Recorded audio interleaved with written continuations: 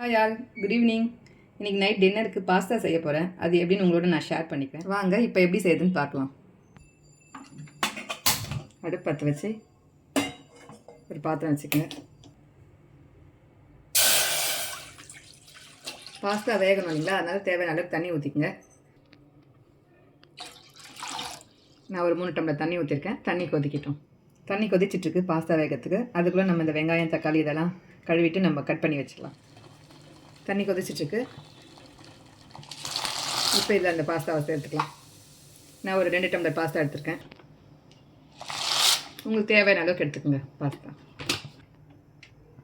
இதில் சும்மா ஒரு ஸ்பூன் ஆயில் மட்டும் போட்டுக்கோங்க.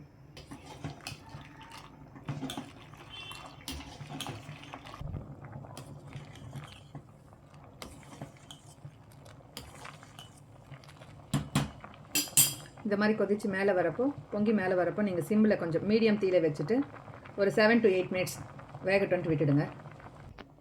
ஒரு தட்டு போட்டு மூடி வச்சுடுங்க. கொஞ்சம் லைட்டாக ஓப்பன் இருக்க மாதிரி பார்த்திங்க, ஏன்னா பொங்கி மேலெலாம் வந்துடும். கொஞ்சம் லைட்டாக ஓப்பன் இருந்துச்சுன்னா உள்ளுக்குள்ளேயே கொதிக்கும்.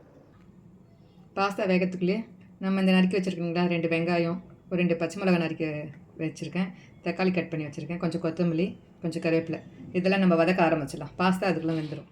கடாய் வச்சுக்கலாம். கடாய் சூடாகட்டும்.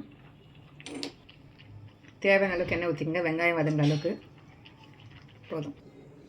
எண்ணெய் காஞ்சிச்சு. இப்போ நம்ம வெங்காயம் போட்டுக்கலாம்.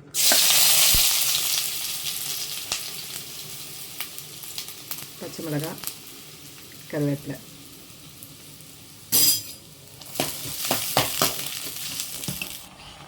அதுதான் பாஸ்தா இருந்துச்சு. ஒன்று எடுத்துகிட்டு அழுத்தி பார்த்தீங்கன்னாவே தெரிஞ்சிடும்.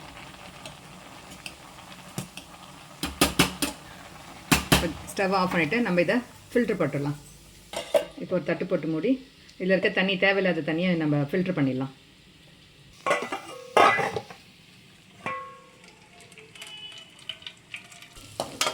வெங்காயம் வதங்கிச்சு. இப்போ தக்காளி சேர்த்துக்கலாம். கொஞ்சமாக சால்ட்டு சேர்த்து வதங்கினா தக்காளி நல்லா இழஞ்சி வந்துடும்.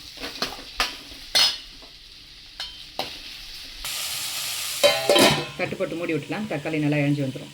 நீங்கள் இந்த பாஸ்தாவில் வந்து கேரட்டு, பீன்ஸு, கேப்சிகம் இருந்தால் கூட சேர்த்துக்கலாம். எனக்கு கேப்சிகம் எதுவும் இல்லை, அதனால் இது கேரட் மட்டும் இருந்தது. அதனால் இதை கேரட்டை பொடியாக நறுக்கி அதில் சேர்த்துக்க போகிறேன்.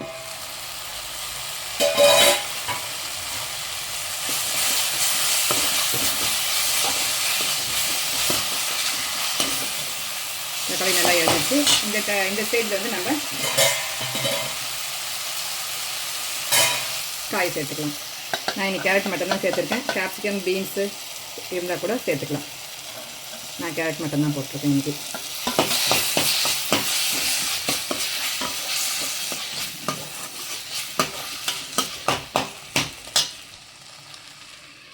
இப்போ தட்டு போட்டு மூடி ஒரு 2 மினிட்ஸ் இந்த கேரட்டை வந்து பாதியாக வெந்துட்டோம்.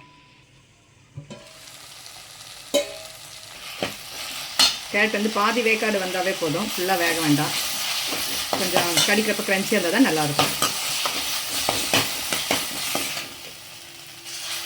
இப்போ இந்த ஸ்டேஜில் கொஞ்சம் மஞ்சள்தூள்,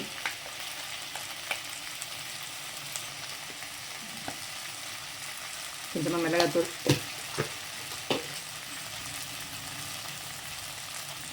கொஞ்சம் சால்ட்டு. ஏற்கனவே தக்காளி போட்டப்போ கொஞ்சம் சால்ட் போட்டிருக்கோம், அதனால் பார்த்து திட்டமாக போட்டுக்கோங்க. போட்டு இது ஒரு 2 மினிட்ஸ் அப்படியே இந்த இதுலேயே வதங்கிட்டோம்.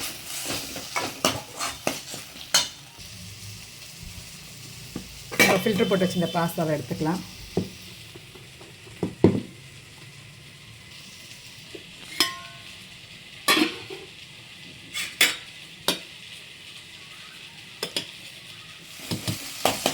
அவ்வளோதான். மிளகாத்தூள் அந்த நெடு வாசனைலாம் போயிடுச்சு.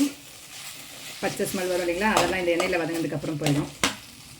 இப்போ இந்த ஸ்டேஜில் நம்ம வேக வச்சோம் இல்லைங்களா பாஸ்தா, அதெல்லாம் இதில் ட்ரான்ஸ்ஃபர் பண்ணிக்கலாம்.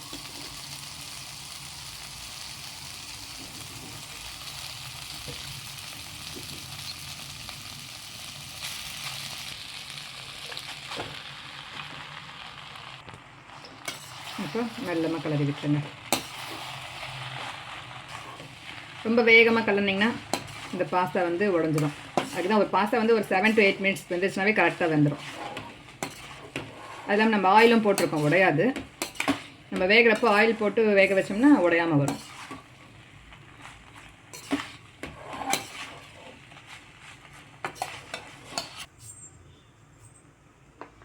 இப்போ எல்லாம் மிக்ஸ் ஆனவுடனே மசாலாலாம் ஒன்று சேர்ந்து மிக்ஸ் ஆனோடனே கொஞ்சம் சில்லி ஃப்ளேக்ஸ் ஒரு 1/2 ஸ்பூன் போட்டுக்கோங்க.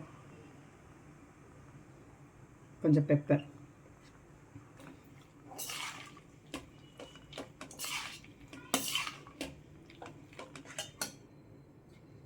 லாஸ்ட்டாக கொத்தமல்லி தழை.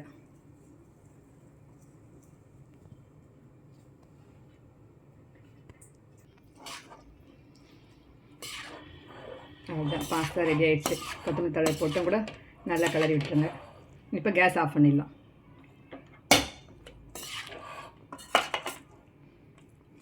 இந்த மாதிரி தான் நான் பாஸ்தா செய்வேன். நீங்கள் ஒரு முறை செஞ்சு பார்த்துட்டு எப்படி இருக்குன்னு சொல்லுங்கள், எனக்கு கமெண்ட் பண்ணுங்கள். டேஸ்ட்டாக தான் இருக்கும்.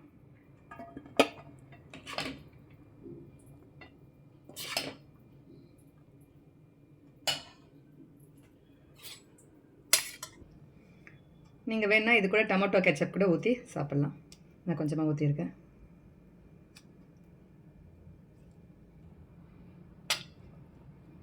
இதுதான் என் ஸ்டைல் பாஸ்தா. எப்படி இருக்குன்னு செஞ்சு பார்த்து கமெண்ட் பண்ணுங்கள் எனக்கு. இந்த வீடியோ உங்களுக்கு பிடிச்சிருந்தா லைக் பண்ணுங்கள், கமெண்ட் பண்ணுங்கள், ஷேர் பண்ணுங்கள். மறக்காமல் சப்ஸ்கிரைப் பண்ணி எனக்கு சப்போர்ட் பண்ணுங்கள். தேங்க்யூ.